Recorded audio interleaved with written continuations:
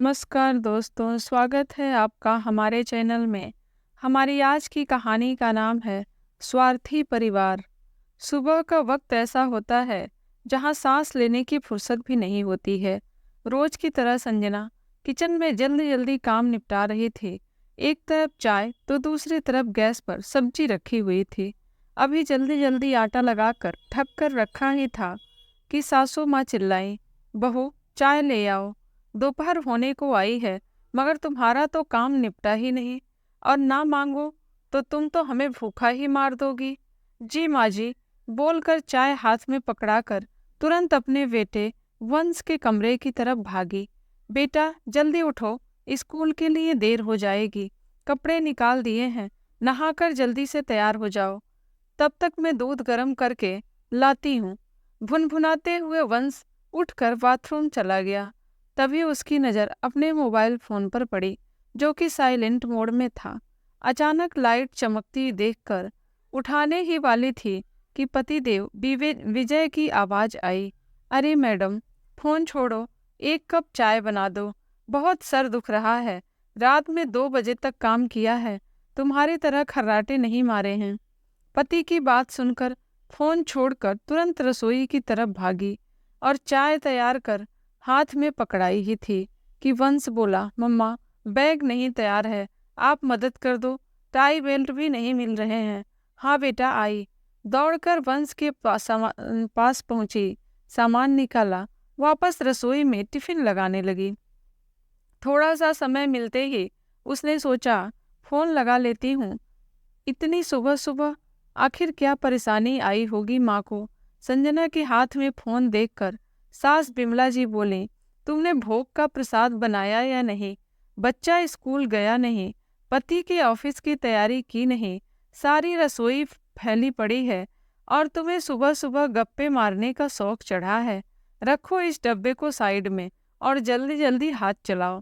संजना चाहती थी कि एक बार माँ को फोन करके पूछ लूं कि सुबह से 10 मिस कॉल क्यों दिए हैं, मगर संजना इतनी मजबूर थी कि चुपचाप फोन रखकर काम में जुट गई।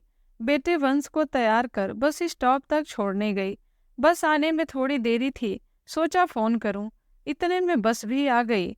उसने वंश का कॉलर ठीक किया और बाय बोलकर घर पहुंची तो देखा विजय गुस्से से बोल रहा है, मेरा रुमाल कहाँ है? मेरा आईडी कार्ड भी नहीं मिल रहा है।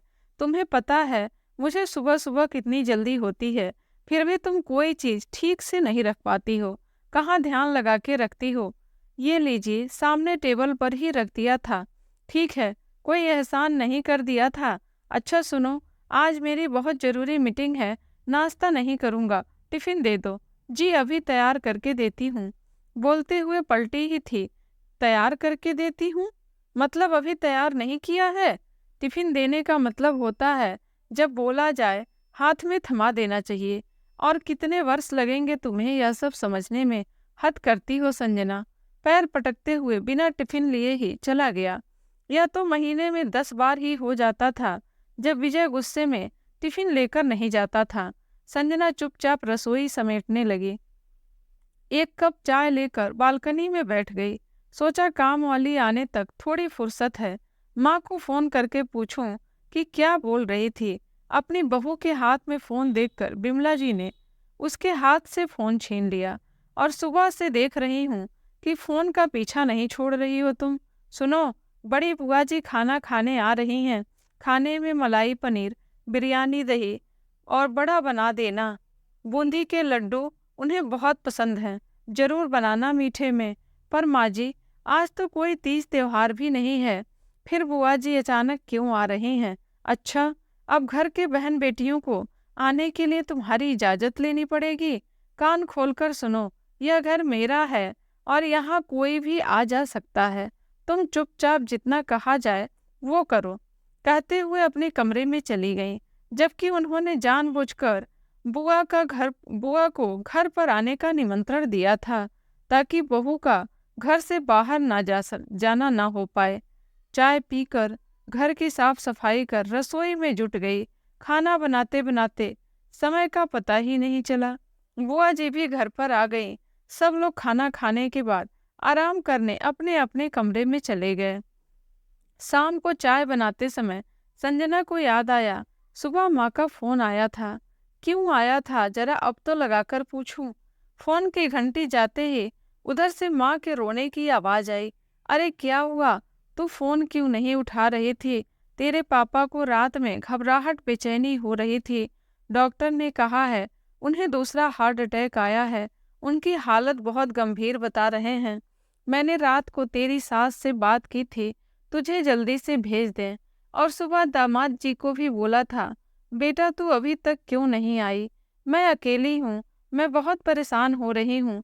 रानी भी कल तक आएगी। अपनी माँ की बात सुनते ही संजना के तोते उड़ गए।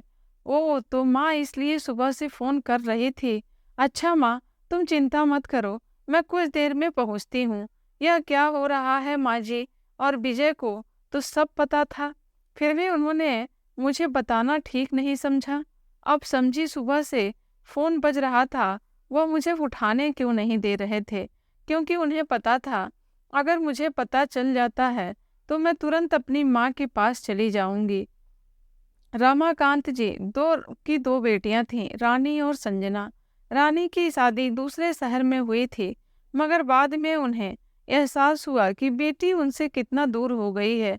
इसलिए उन्होंने संजना की शादी अपने ही शहर में कुछ किलोमीटर की दूरी पर तय कर दी थी, यही सोच के कि बेटी आती जाती रहेगी तो घर आंगन खिला खिला रहेगा और रमाकांत जी और सुमन जी का अकेलापन भी दूर हो जाएगा।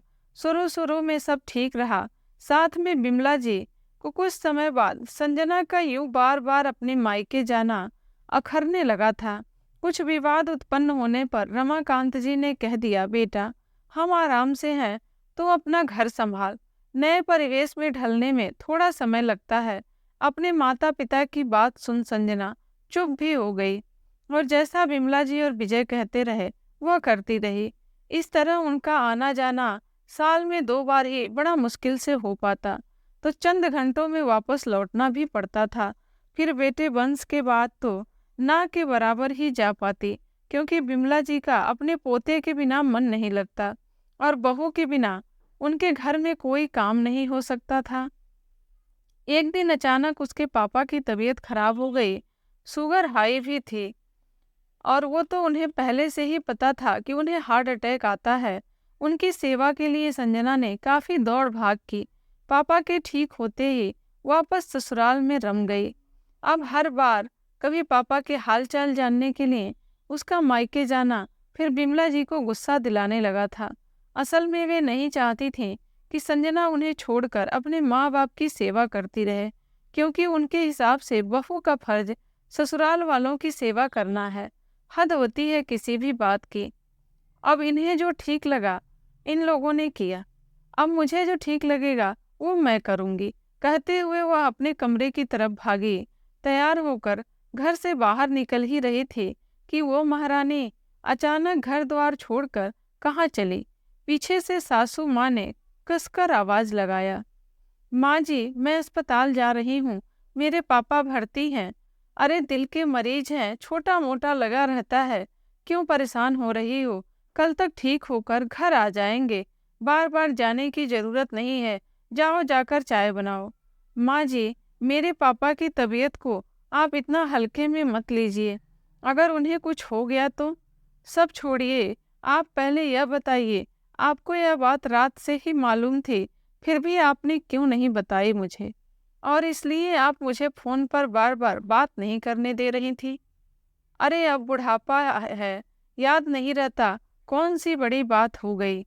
बिमला जी अभी मानने को तैयार नहीं थी कि उनसे कुछ गलती हुई है। इतने में विजय ऑफिस से लौट आया। सब सुनकर बोला, अरे क्या हुआ? मैंने फोन करके पूछा है, सब ठीक है। अब तुम यूं हंगामा ना मचाओ, संडे को जाकर मिल आएंगे। क्यों 5 दिन बाद क्यों? मैं अभी जा रही हूँ, मेरे पिताजी की हालत गंभीर है और आपको भी सुबह सब पता था, फिर आपने मुझे फोन करके क्यों नहीं बताया? अरे गलती हो गई, अब क्या ऐसे ही चीखती चिल्लाती रहोगी? जाओ जाकर मेरे लिए कॉफी बनाओ। आप लोगों को समझ में क्यों नहीं आ रहा है? मेरे पापा हॉस्पिटल में भर्ती हैं और वहाँ मेरी माँ अकेली है। मेरी बहन भी कल पहुँचेगी, उन्हें मेरी ज़रूरत है। और यहाँ चाय और कॉफ़ी तो कोई और भी बना सकता है। विजय गुस्से से संजना पर हाथ उठाने ही वाला था कि कमरे में से सुन शोभा बुआ बाहर आ गई और बोली, विजय तुम्हारा दिमाग खराब हो गया है, बहू पर हाथ उठा रहे हो, वह भी गलत बात के लिए। तुम लोगों को अपनी गलती का एहसास है? उसके पिता हॉस्पिटल में भर्ती हैं और तुम उनकी बेटी को उनसे मिलने से रोक रहे हो। अरे बुआ जी, उन लोगों का रोज रोज का कभी यह हो रहा है तो कभी वह हो रहा है। अरे हमें अपना घर देखना है या उनके दामाद से उन्हें सेवा करवाना है। दामाद से सेवा करवाना तो पाप करने के बराबर है। वाह बेटा, तुम और तुम्हारी माँ जो कर रहे हो वह पुण्य के बराबर है ना।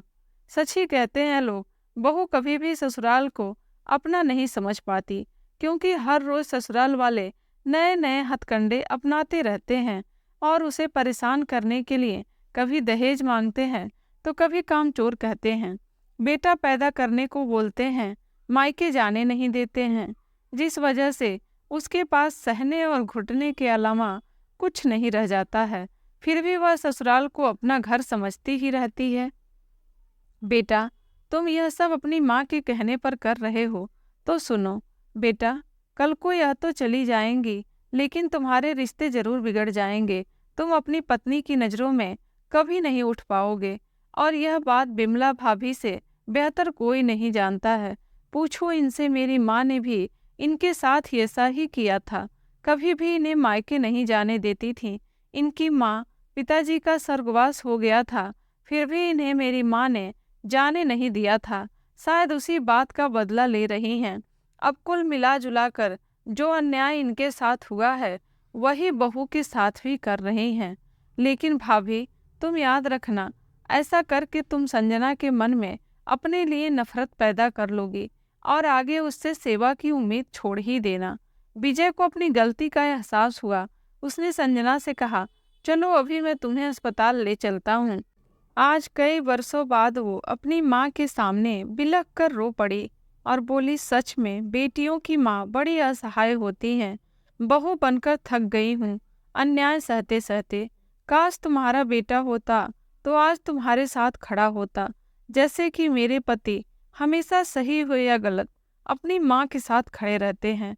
सुमन जी को समझते देरी ना लगी कि हर बार की तरह उनकी बेटी को आने से रोका गया है। आज उनके सब्र की बांध भी टूट चुकी थी और वे बोली, बहू, आपके घर की बदुआ मजदूर नहीं है जिससे हर समय गुलामी करवाते रहे। आखिर उसकी भी जिंदगी है, उसके भी फैसले हैं।